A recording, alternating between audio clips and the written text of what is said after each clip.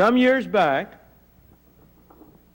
when Patrick Moynihan was not a senator of the state of New York, but was an advisor to President Nixon, he was responsible for trying to get through Congress a welfare reform program called the Family Assistance Plan, form of the negative income tax.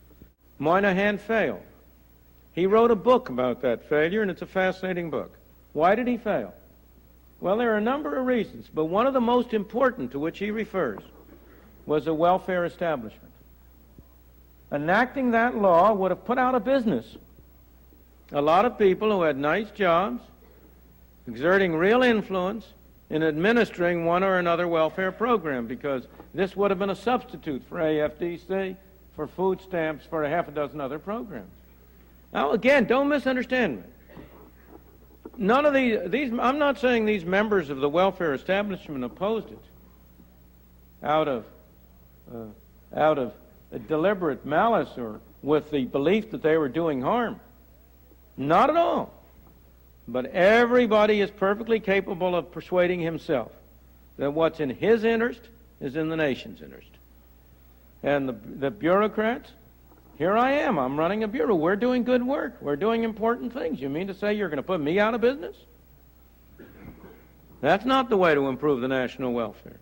And so you get a concentrated group of governmental bureaucrats who make it more and more difficult to follow policies which are in the general interest if they tend to conflict with their own bureaucratic interest. Let me go from this general level of analysis and get down to specific cases. Let me first give you some numbers to show you that I'm not making up the problem I'm talking about. We have had an enormous number of welfare measures passed over the past 50 years in the name of helping the poor. The total expenditures on all these programs, the total expenditures by the federal, the state, and the local governments, excluding private expenditures, excluding private charity and the rest, total governmental expenditures amount today to 1/7 of the national income. The government, to put this in terms that are more meaningful, the government publishes figures on the number of people who are regarded as being in poverty. Now, I warn you, that's a wholly arbitrary number. These levels that divide people between the not poor and the poor are arbitrary, but take them for what they are.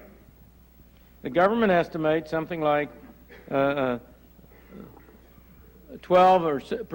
of the people are in what they call low-income status or are poverty. Suppose I divide the total amount of money spent on these programs by the number of people labeled poor. The answer comes out to $9,000 per person, or $36,000 per family of four, to take the mythical family of four so much beloved by statisticians. Compare this with the average per capita income of everybody. The per capita income, per person income of all the people in the United States, after taking away taxes, disposable income, is $6,500. If that $9,000 per person were really going to the poor, they'd be among the rich.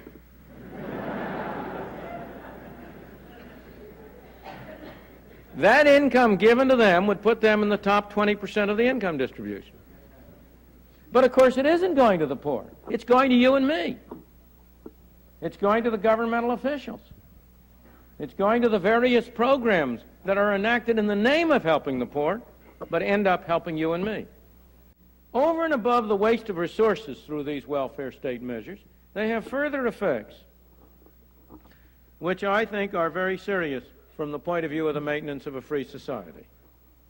In the first place, calling on the government to solve problems strains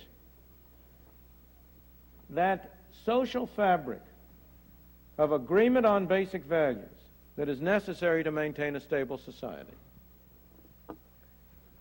In order to have any kind of a stable society, you have to have people agree with one another.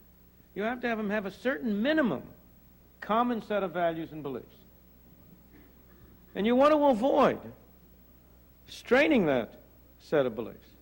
Now, the great virtue of the market is that people who hate one another in other respects can cooperate with one another on the market without any difficulty. As I often say, when you buy bread at the grocery, you don't know whether the wheat from which that came was grown by a black or a white, an Indian or a Chinaman, Mohammedan, a Christian, a Jew, somebody you like, somebody you dislike. And it doesn't make a darn bit of difference. And even though you and he disagree violently on every issue, you can cooperate. He can produce the wheat and you can buy the bread. That's the great virtue of the market, that it permits cooperation without conformity, without people having to agree with one another. Political mechanisms have the opposite arrangement. You have to enforce conformity on people. You have to decide on the standards. You have to decide on who is going to pay, who is going to get. And when 51% of the people say one thing and 49% say the other, 100% do what the 51% say. As a result, the more you have to use political mechanisms, the more you tend to strain the social fabric. One of the effects of resort to welfare state measures is to promote regionalism and divisions within our society. In the United States, this is shown up by the growth of ethnic particularism, ethnic divisiveness. We used to be proud of being a melting pot in which we got a common set of values while each of us was able to go our own way with respect to our local customs and our local backgrounds. But now that there is a great deal to be gained by forming cohesive minority blocs, political entrepreneurs are out forming blocks of people from particular ethnic backgrounds, and they are now going to become more cohesive blocks, which tends to divide the society. The welfare state measures develop an acceptance on the part of the public at large of regimentation. It develops it on the part of the poor, who get their benefits by being told what to do. I remember years ago, a fellow who was doing a study of the welfare programs in New York City came to me, and he said, "I've been reading your book, Capitalism and Freedom," he said, "and you talk about the conflict between growth of government and human freedom." And he says, "You don't know what you're talking about." He says, "You don't have your freedom interfered with very much. If you really want to see this conflict in action, you go down to Harlem and you look at the people who are on welfare.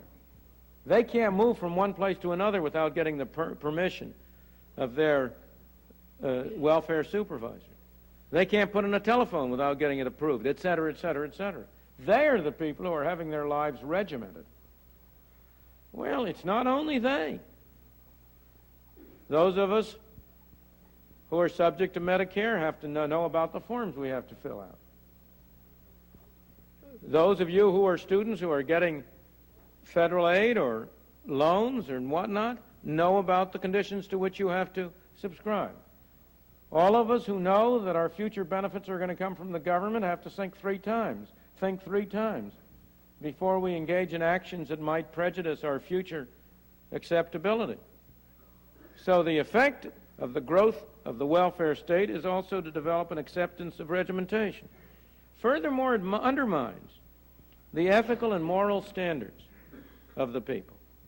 It undermines those standards by instilling the notion that nobody is responsible for himself, that if something is wrong, somebody else is responsible for it.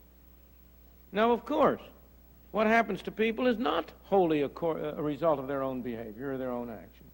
Society does have an effect. Outside forces do affect them. But unless you adopt broadly the view that individuals are to be responsible for themselves, you cannot get, in my opinion, a decent free society.